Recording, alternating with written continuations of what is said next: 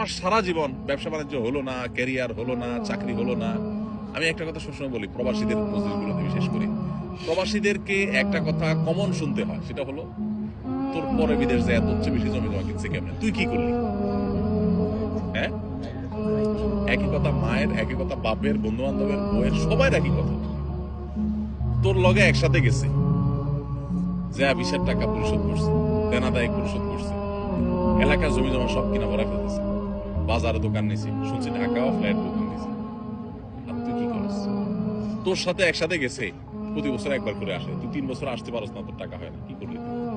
এই কথাগুলো খুব বেশি শোনা লাগে না আপনাদের? এটা কেন হয়? ওই যে বললাম, পুরো ফ্যামিলিকে টাকা দিবেন, এটা তার মাথা ঢুকেছেন, আপনার মাথাও পোক ঢুকছে, তার মাথাও পোক ঢুকাইছেন।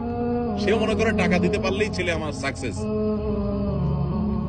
ছেলে আমার সততার পথে থাকতে পারলেই সাকসেস, এটা তার মাথায় ঢুকে নাই।